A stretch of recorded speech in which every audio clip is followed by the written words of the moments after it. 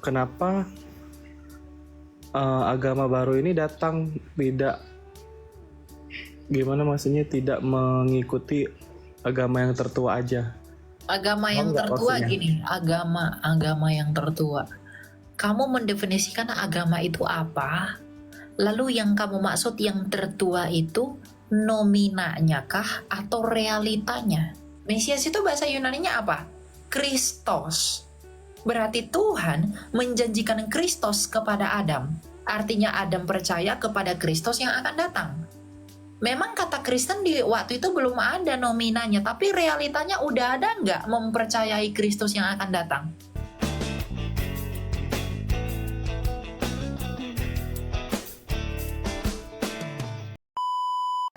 Aku mau tanya ke Kaelia,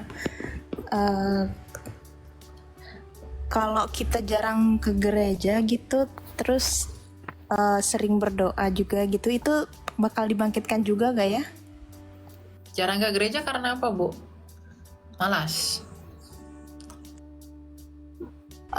Aku tuh kerja gitu Kak, jadi gak punya waktu gitu buat hari Minggu gitu. Kerjanya di apa? Di luar negeri atau apa? Atau pekerjaan yang bagaimana? Ya ya liburnya tuh bukan kayak hari Minggu gitu sih Kak. Oh ya. Ya nggak apa-apa sih kalau memang alasannya begitu, tapi tetap ingat untuk bertemu dengan Tuhan di dalam hadiratnya. Karena gini, kamu ke gereja itu bukan untuk dengar-dengar khotbah. Kamu ke gereja itu untuk menerima perjamuan kudus. Jadi ya, kamu usahakan bisa terima perjamuan kudus. Kapan gitu? Jangan nggak, karena perjamuan kudus adalah berkat yang kamu terima ketika kamu sudah mati bersama dengan Kristus di dalam baptisan. Gitu ya. Semua orang akan dibangkitkan, yang akan dilemparkan ke neraka pun akan dibangkitkan oleh Tuhan Yesus. Jadi orang-orang yang akan binasa pun tetap dibangkitkan, tetapi dia akan binasa dan tersisa di dalam kekekalan atas kebangkitan itu. Gitu. Jadi semua akan dibangkitkan. Orang percaya, orang tidak percaya akan dibangkitkan. Tetapi kamu bangkit untuk apa? Kalau percaya Yesus, kamu bangkit untuk memperoleh hidup. Tapi kalau kamu tidak percaya Dia, kamu bangkit untuk mati di dalam kekekalan. Gitu. Ya, jadi paham ya tujuannya ya. Oke. Makasih ya Kaelia. Karena roh itu nggak bisa mati. Oke, kita lanjut.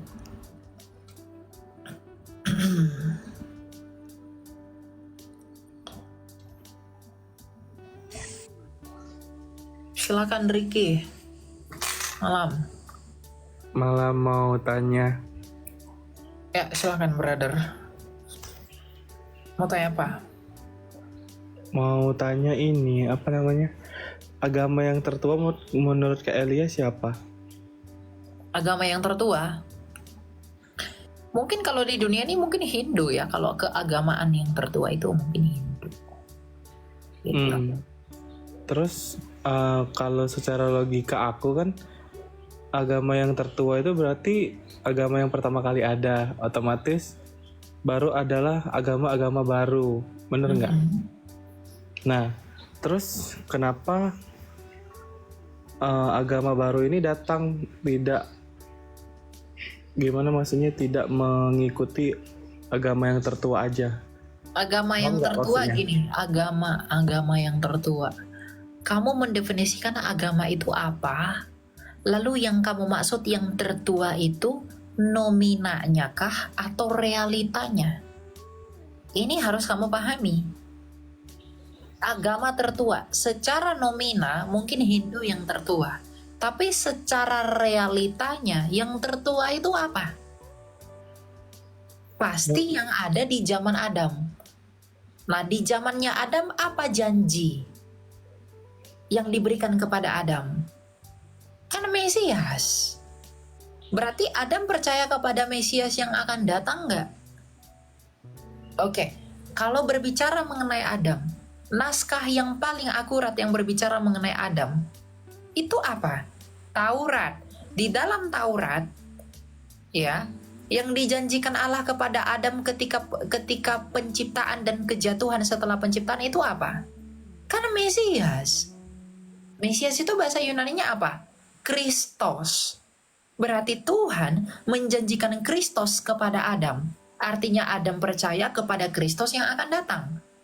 Memang kata Kristen di waktu itu belum ada nominanya, tapi realitanya udah ada nggak mempercayai Kristus yang akan datang? Padahal Kristen untuk pertama kalinya disebut di Antioquia oleh rasul-rasul. Tapi kenapa Adam secara realitanya itu sudah percaya akan Mesias yang akan datang, yang adalah keturunan perempuan yang akan meremukkan kepala ular, dan ular itu akan meremukkan tumitnya. Ada nggak di Hindu begitu? Nggak ada. Nah, berarti secara nomina mungkin Hindu yang tertua, tapi secara realita yang tertua siapa? Kristen ya? Ya Kristen. Karena Adam itu percaya kepada Mesias yang akan datang. Tuhan nggak kasih agama kepada Adam. Nggak ada Tuhan bilang, Adam, inilah agama yang kuridoi. Nggak ada. Yang Tuhan janjikan kepada Adam itu, aku akan memberikan seorang Mesias yang akan datang. Keturunan perempuan, yang hanya dari perempuan. Siapa yang hanya dari perempuan? Adam. Tuhan Yesus. Jadi kalau ada orang bertanya, saya akan secara jujur mengatakan agama tertua itu secara nominal pasti Hindu. Tapi realitanya, jadi bedakan nominanya, bedakan realitanya.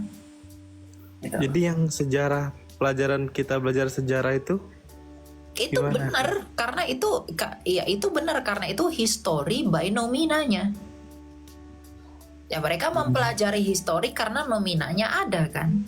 Tapi coba saya tanyakan sama kamu, di dalam perjanjian lama, sejarah-sejarah yang ada di perjanjian lama, di mana si Yesaya menubuatkan ini, si Musa mengatakan ini, itu merujuk kepada siapa? Aku nggak tahu. Cerita Kristen buta, jadi nggak tahu Mesias itu apa tuh, nggak ngerti. Cuman mau ini apa namanya, menurutku aja realitanya gitu kan, agama tertua itu kan ya mungkin secara nominal kan Hindu, terus ada lagi kalau realitanya pasti kekristenan. Realitanya kekristenan. Karena kalau kita menarik jalurnya Adam, kita coba ya, kalau kita mengikuti kalendernya orang Ibrani, itu di zamannya Tuhan Yesus aja lahir itu 5.700-an. Sampai sekarang itu hampir 8.000. Nah, kalau kita mengikuti perhitungan mereka, yang tertua tetap janji itu dong. Kan Torah. Yang membuka Alkitab, yang membuka Tanah itu kan Torah. Di dalam Bereshit. Ya berarti janji itu yang lebih tua. Nah, janji itu meskipun tidak ada istilah dari janji itu, tapi realita janji itu kan tergenapi 2000 tahun setelahnya. Siapa itu? Yesus.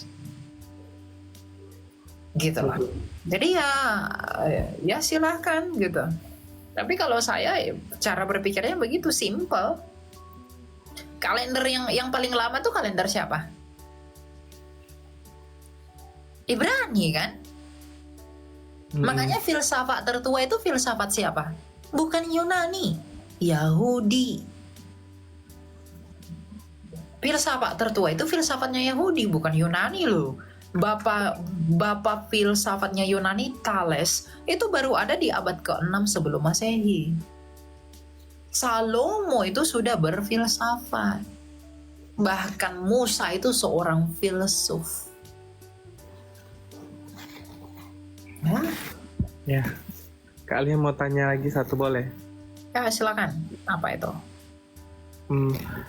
Menurut Kak Elia, kita kan beragam ya, beragam kan. Terus kalau di Kristen kan berarti hanya orang yang percaya Kristus yang masuk surga, benar nggak? Kerajaan Allah. Nah, yang tidak percaya atau agama lain akan secara otomatis tidak akan masuk ke kerajaan Allah, bener nggak? Betul. Nah,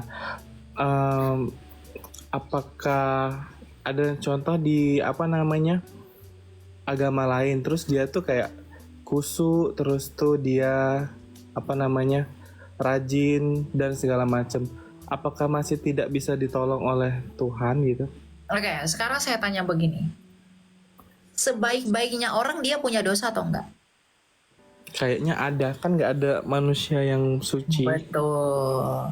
Jadi sebaik-baiknya orang dia pasti punya dosa. Nah, upah dosa itu apa?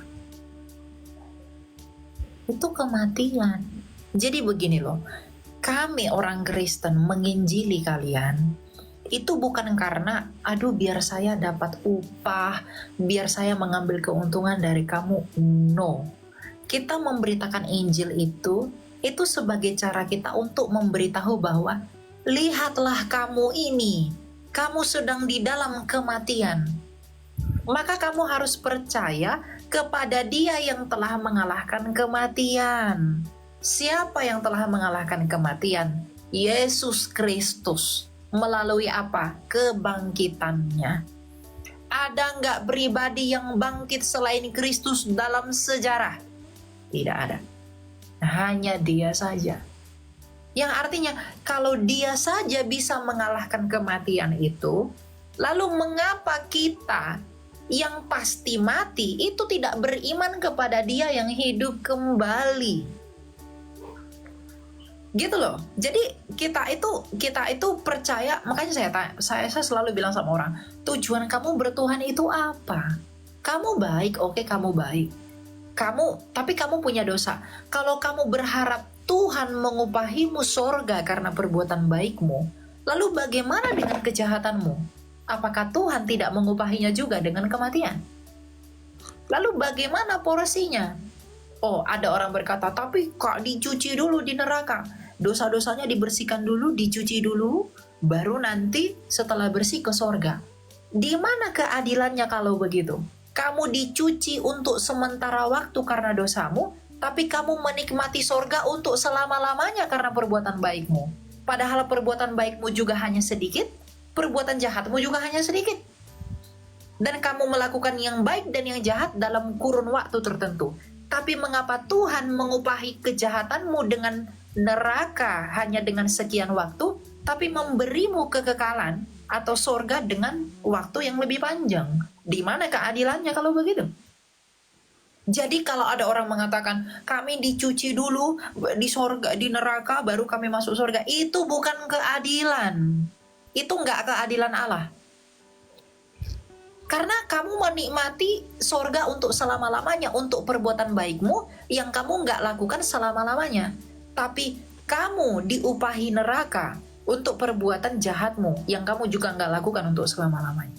Di mana keadilannya kalau begitu? Nah itu makanya bukan solusi. Yang begitu tuh nggak solusi. Tetapi solusinya adalah percayalah kepada Dia yang telah mengalahkan kematian itu. Yohanes 10 ayat 17, Tuhan Yesus berkata, Aku memberikan nyawaku bagi domba-dombaku, dan tak seorang pun yang mengambilnya daripadaku. Yohanes 14 ayat 6 berkata, Akulah jalan dan kebenaran dan hidup. Kenapa Tuhan Yesus mati? Dia mau membuktikan ucapannya yang mengatakan akulah kebangkitan dan hidup.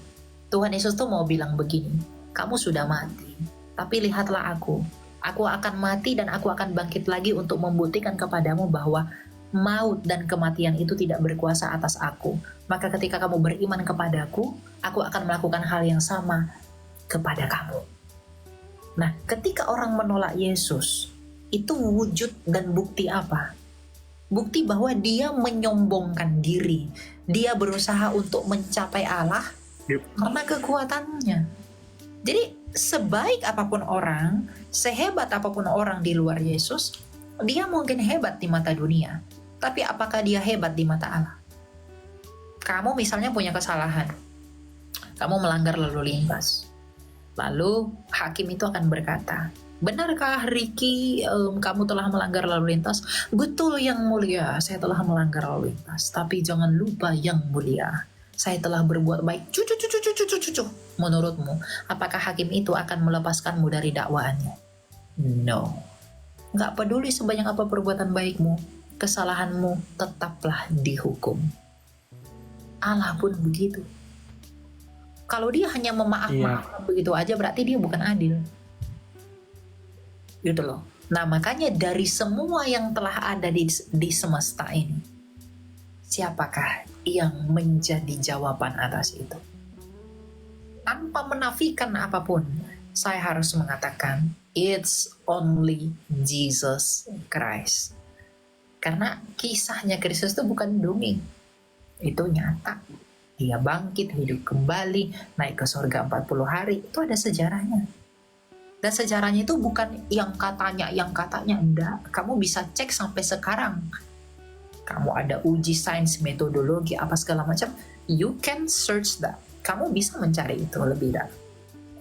Itulah mengapa saya harus selalu mengatakan, tidak ada yang lebih besar daripada Kristus. Tidak ada yang lebih berharga daripada Kristus. Tidak ada yang lebih mahal daripada Dia. Gitu. Iya, tapi ini apa namanya? Kalau udah dijelasin tadi kan kami ini yang mungkin bukan tidak percaya, tapi kan dipengaruhi oleh faktor keturunan dari satu agama tertentu. Terus kami tidak diajarkan lagi kan. Jadi akan semakin banyak dong yang apa namanya tidak percaya akan Yesus, karena kami dilahirkan terus kami tumbuh. Nggak bisa begitu. Kamu sudah mendengarkan Injil ini, kamu sudah mendengarnya dari saya. Dan jadi kalau kamu tetap menolak, kamu nggak punya alasan di hari penghakiman. Ketika kamu berdiri di hadapan hakim itu, kamu nggak akan bilang, Tuhan, aku belum pernah mendengarkan kabar keselamatan itu. Kamu nggak akan punya alasan untuk mengatakan itu. Karena kamu hari ini sudah mendengarnya dari Elia. Makanya untuk itulah Tuhan Yesus dalam Matius 28 ayat 18-19 dia berkata apa? Pergilah ke seluruh bangsa, jadikanlah semua bangsa muridku. Baptislah mereka di dalam nama Bapa dan Anak dan Roh Kudus. Itu Tuhan Yesus perintahkan sesuai dengan kehendak Allah. Bahwa kehendak Allah adalah mengkehendaki semua orang diselamatkan di dalam siapa? Di dalam Yesus. Kisah Rasul 4 ayat 12. Tidak ada keselamatan selain di dalam nama Yesus di bawah kolong langit. Jadi makanya kita tuh menginjili, ada yang menginjil sampai ke desa-desa apa segala macam. Kamu pikir kita dapat apa? Kita dapat duit gitu? Emang kamu pikir rasul-rasul itu dapat duit? Mereka jadi kaya gitu dengan menginjili orang? No, tapi karena ada roh Allah di dalam kita, maka roh itu menuntun kita untuk membawa orang kepada apa yang dikehendaki roh. Apa yang dikehendaki roh? Tuhan Yesus berkata, jikalau roh itu datang, ia akan bersaksi tentang aku. Ia tidak akan memuliakan dirinya sendiri. Jadi Roh Kudus yang ada di dalam kami orang percaya, itu memampukan kami memberitakan Injil kepada kamu yang belum percaya. Karena roh yang di dalam kami, itu mengkehendaki agar kamu diselamatkan sama seperti kami juga beroleh keselamatan itu. Gitu loh. Jadi kami memang dipanggil untuk menginjili orang, brother. Kita nggak dapat apa yang kita dapat. Ya mungkin kita dapat keuntungan-keuntungan tertentu, tapi setimpal nggak itu dengan kehinaan yang kita peroleh. Tapi justru Tuhan Yesus mengatakan bahwa kamu harus berbahagia oleh karenanya. Lagi pula begini, satu-satunya ajaran di dunia ini yang menentang human desires itu hanya kekristenan. Ada nggak ajaran seperti Kristen yang diajarkan oleh Tuhan Yesus? Kasihilah musuhmu, ampunilah segala sesuatu. Jangan membalas kejahatan dengan kejahatan. Itu menentang keinginan daging kita. Itu menentang dosa-dosa kita loh. Kalau memang kekristenan itu tahayul, dia akan dibuat sedemikian rupa untuk memuaskan telinga manusia. Tapi apakah kekristenan memuaskan telinga manusia? Tidak. Dia malah menghajar, menegur habis-habisan, menelanjangi keberdosaan kita, agar kita sadar dan mengakui bahwa ketidaksempurnaanku harus menuntun aku agar disempurnakan dan dibenarkan oleh karena iman kepada Kristus. Makanya kami rajin menginjili orang. Kami banyak yang gak takut mati di dalam penginjilan. Kenapa? Karena itu panggilan kami, roh itu yang memampukan kami untuk bersaksi mengenai siapa? Mengenai Kristus. Jadi kamu sudah mendengar Injil sekarang ini, jadi kamu tidak punya alasan untuk mengatakan aku belum mendengarnya. Ya, saya memanggil kamu untuk percaya. Masalah kamu percaya, saya nggak punya hak mengkristenkan kamu. Ya, tetapi karena kamu telah mendengar kabar ini, doa saya adalah kamu dipanggil untuk bersatu di dalam yang ilahi melalui Kristus. Tapi kalaupun kamu menolaknya, maka penolakanmu itulah yang akan menghakimi kamu. Tapi berat itu Kak. Ya, Itu kan enggak, kalau- saya enggak meminta kamu yang lain-lain. Kamu bilang Iya. kamu berat karena agama Enggak, kamu bukan. begini. Ini maksudnya gini. Kalau itu kan keluarga gimana responnya? Terus ini kok komennya nih Injil dibaptis itu apa baptis? Ya, baptis itu kamu dipersatukan dengan Kristus di dalam baptisan.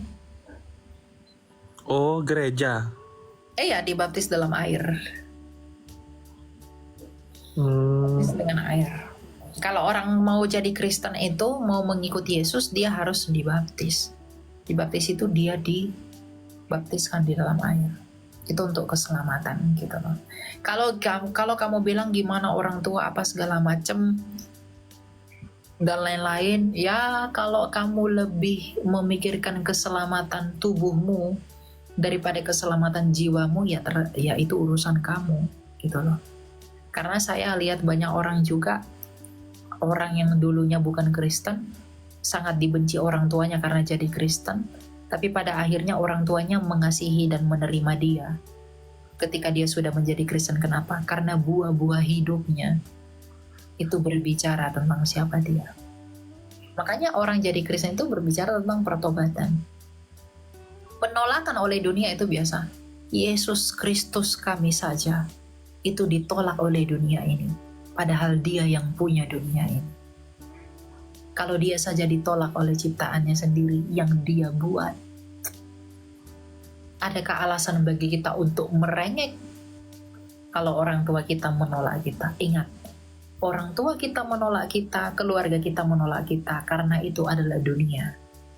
Tetapi Allah tidak pernah menolak kita, karena dia memanggil semua orang untuk kembali kepada dia di dalam kasih-Nya itu. Gitu. Jadi kamu sudah mengerti, kamu sudah paham Injil itu ya begini. Inti Injil itu saya udah kasih tahu ke kamu tadi, kebangkitan itu. Tapi iblis akan mengatakan, iblis itu akan berusaha membuat kamu untuk tidak percaya. Percayalah. Sekarang saya tanya sama kamu, yang diserang satanis itu agama apa sih? Hanya Kristen. Hanya Yesus yang diolok-olok penyembah setan. Ada nggak satanis sembah imanmu? Nyalahkan imanmu? Enggak. Kenapa salib yang dibalik-balikkan? Kenapa simbol agama lain yang nggak dibalik-balikkan? Kenapa hanya Yesus yang diolok-olok? Kenapa hanya kekristenan yang dihina dan dianiaya oleh penyembah-penyembah setan itu?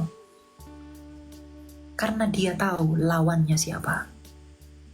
Yang lain itu dia tidak anggap lawannya. Yang dia anggap lawannya hanyalah Kristus. Dia begitu benci sama Yesus karena mereka tidak bisa mengalahkan Yesus. Tapi Yesus yang mengalahkan mereka dengan bangkit kembali. Makanya dia menganiaya orang Kristen. Karena dia tidak bisa menganiaya Allah, maka dia menganiaya hak miliknya Allah, yang dikasihi Allah, yaitu orang Kristen. Nggak ada yang diserang satanis itu, nggak ada nyerang agama lain selain Kristen. Hanya Kristen yang dia serang. Kami yang sangat dijelek-jelekkan sama mereka. Nggak percaya? Cari tahu sendiri. Ada nggak yang dilawan mereka selain kami? Nggak ada. Nggak pernah tuh mereka lawan yang sebelah. Nggak pernah tuh mereka lawan yang lain. Cuma kami yang dilawan. Karena mereka tahu lawannya itu siapa. Yang di belakang, setan yang di belakang mereka itu tahu lawannya itu siapa. Mm-mm. Roh yang di dalam kami. Kalau di luar negeri itu kan rata-rata Kristen kan, yang di luar negeri itu. Ya. Terus kalau dilihat dari kehidupan sehari-hari itu kayak ini loh kak, kayak nggak sehat, kayak minum-minum, yang ceweknya nggak pakai bajunya kayak gitu. Oh iya, betul. Itu dalam Berarti mereka tidak melakukan perintah Kristus. Nah, Tuhan dalam Kristen itu diperbolehkan ya? Itu Emang dilarang. berpakaian. Enggak. Itu dilarang. Enggak boleh. Itu kan kamu harus bedakan mana hal-hal yang agamis, mana hal-hal yang sifatnya budaya. Barat itu kan itu tradisi barat. Coba lihat di tempatnya Tuhan Yesus emang ada yang begitu. Di Yerusalem memang ada yang pakai bikini-bikini begitu. Itu budaya. Berarti itu budaya mereka, bukan? Tapi mereka kan diajarin kan aturan kan? Ya diajarin, tapi mereka nggak mau dengar. Kalau diajarin berarti nggak mau dengar kalau tetap begitu. Makanya kita nggak boleh mengikuti itu. Kita harus mengikuti ajarannya Kristus. Tuhan Yesus berkata, jagalah kekudusanmu, jagalah hatimu. Kalau bahasa sekarang nih Kristen KTP, bener nggak? Betul. Oh ya. Gitu. Jadi emang ya mereka lebih menjunjung tinggi budayanya daripada hanya KTP-nya aja Kristen, tapi ya melakukan hidup seperti orang-orang ya bukan Kristen gitu lah. Siapapun bisa ngaku Kristen, setan pun bisa ngaku Kristen, tapi apakah buahnya? Kan Tuhan Yesus dalam Matius 7 berkata, dari buahnya lah kamu kenal mereka. Kalau kita melihat begitu gaya mereka ya berarti mereka bukan Kristen sejati. Tapi mencoreng citra Kristen ya itu tuh. Ya mereka akan dituntut di penghakiman, di hari penghakiman untuk itu. Itu bukan urusan kita, itu urusan dia dengan Tuhan. Tuhan yang akan menghakimi dia, bukan saya. Saya nggak berhak menghakimi, tapi firman yang menghakimi mereka.